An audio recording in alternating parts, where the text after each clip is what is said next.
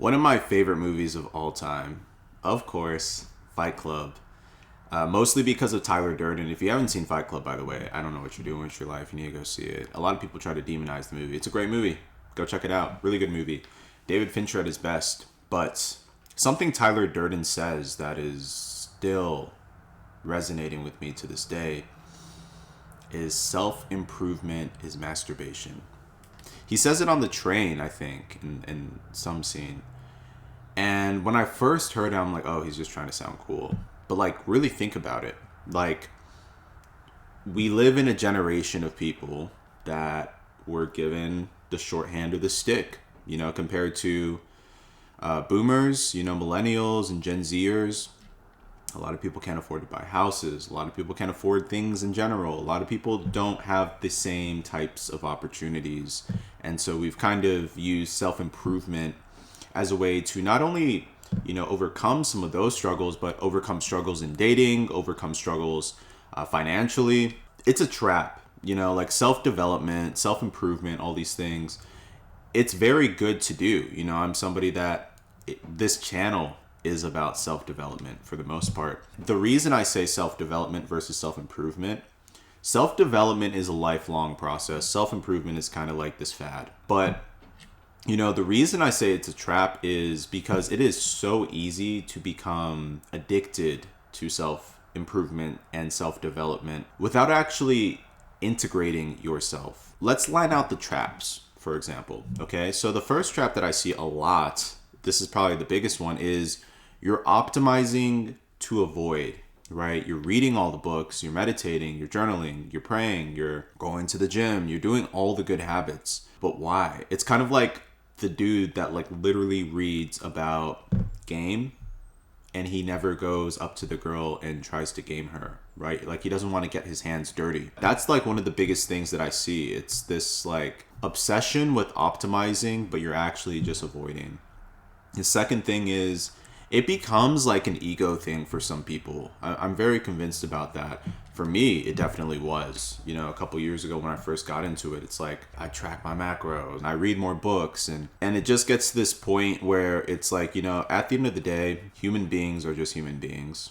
Nobody is better than anyone. I know there's some people that would argue that, yes, like if you do X, Y, and Z, you technically are better than this person. I don't like to think of things that way, you know? Like, I understand the premise of that. Everybody is trying with what they have, you know, the resources they have and the intelligence that they have. Not everybody is on the same playing field, you know, that's just true. At the end of the day, we are all different. So I personally am in no position to judge, and I'm certainly in no position to put myself above anybody else just because I decide to go on the path of self-improvement. It's an ego thing, basically. The second thing is the self-improvement addiction, which we kind of touched on. It's like you are addicted to self-improvement. Granted, it's a great habit to have, right? It's so much better than watching porn. It's so much better than playing video games. It's so much better than drinking alcohol and all those things. But like, where does that addiction actually lead you? You can be addicted to optimizing yourself so much that you actually no longer care about other people, right? You miss the birthdays, you miss the Valentines, you don't get your girlfriend, significant other, or your wife the anniversary gift she deserves, and all these things because you're just so obsessed and addicted to yourself. You can't miss the time windows that you've set up. And I was listening to a lady, I think it was on, I forget the podcast name, Diary of a CEO. I was listening to a lady, she's blonde. I think her husband owns like, whatever. Long story short, she really came off as psychotic to me. Like the way that she just was talking about money and business and her routines. Nothing can budge and no compromise whatsoever. And don't get me wrong, I'm a guy, you know, I'm very like not great at the whole compromise thing, but I'm emotionally intelligent enough to understand and realize that it's not all about me and my routine and things going perfect in my day. Not most times, but a lot of times, things aren't going to go according to my plan. It's not up to my plan. It's up to God's plan. It's up to the universe's plan. Trying to take this much control over that is something I see with a lot of these addictions, basically. Addicted to watching the YouTube videos. That's a big one, you know, instead of actually like going out there We're watching all these YouTube videos constantly. We're watching these TikToks. We're reading these books. It's an addiction in a real sense. And again, granted, it might not be the worst addiction out there, but it definitely is worth talking about. Also, this is my fourth point. You think that self-development automatically equals attraction. And this kind of comes from like the notion that like they say it in tech a lot. It's like, build something great and they'll come. Or even just like from a metaphorical or dating sense, right? It's like you don't want to be chasing the butterflies. You want to become the garden that attracts the butterflies. Like people say that a lot. And granted, I agree. I think that you want to become your best self. You want to attract. You don't want to chase and all these things. But like by default, making six figures, being jacked and all that stuff, that doesn't like automatically just like equal attraction. It's a lot deeper than that. There's psychological elements to it. There's integration elements to it. Like you actually need to like put yourself out there. There's social clout elements to it.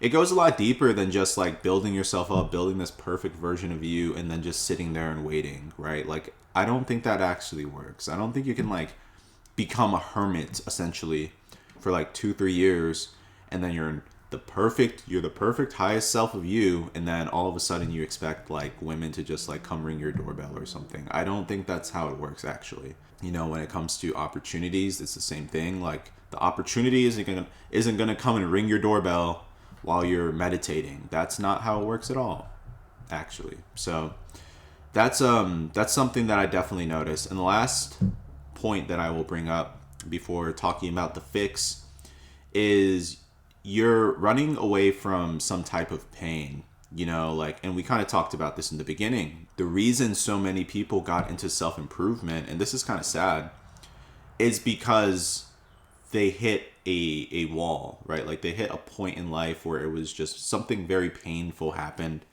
regardless of what that is or regardless of what that looks like. Something painful happened, and it's pretty sad because when you think about it, it's like this person is just trying to do the best with what they can do, right? And they're trying to improve, and they're trying to turn this into a positive thing. And guys, I'm happy so many guys are on this path now. Like I am genuinely happy. I'm not complaining about that whatsoever. But again, the trap is, are you running from something? Are you running from something that you haven't actually dealt with? Does that make sense? We all know the archetype of the guy that like becomes super ripped and like the Heathcliff, I think from Wuthering Heights or something.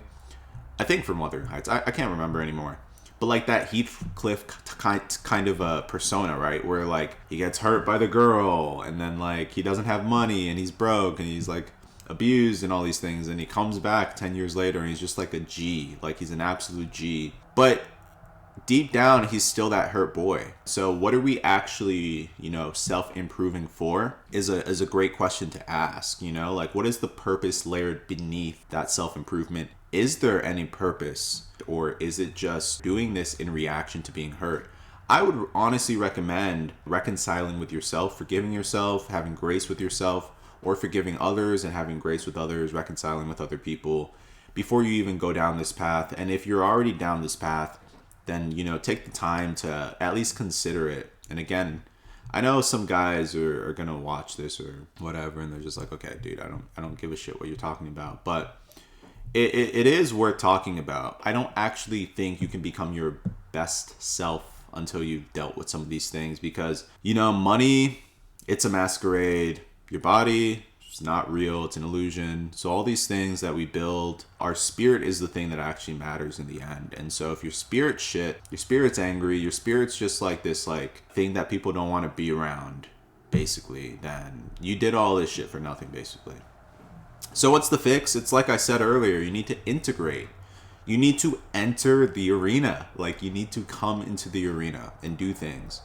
And you need to try, right? Like it's great you're reading and watching all these YouTube videos and stuff. It's great that you're reading how to win friends and influence people. Now it's time to actually win friends and influence people. Like it's time to go up to the people and talk to them and fall flat on our faces and make mistakes and say the wrong things and get laughed at and get pissed off and then get better and get better and get better. That's the only way. You know, how can you get experience? It's like the Pokemon analogy again. It's like the Mudkip can't become Swampert. The Charmander can't become Charizard until it gets experience. It can dream and meditate and pray all day long about wanting to become the Charizard and flying through the skies. You're still a Charmander at the end of the day. So that's just how I feel about it. That's just how I feel about it. You can't just dream and hope and read your way out of this hole. You need to actually apply yourself and enter the arena and become the best version of you. That's the point. That's why we're doing this, right? We're doing this so that we can actually see a result. You don't see a result until you actually step into the arena, get a little bloody, get a little dirty, you know, ruffle some feathers and all that stuff. So that's the video for this session at least, and I hope it helps somebody out. I'm not trying to, you know, roast anybody that's on the self-improvement path. Certainly, obviously, the reason you clicked on this video is because you're more interested in the fixes to these things and avoiding these things. And again, my channel genuinely is just about becoming the best version of yourself. So why would I roast people that self-improve? That doesn't even make sense. So anyway, you guys have a good one. We must stay focused, my brothers. We must stay focused.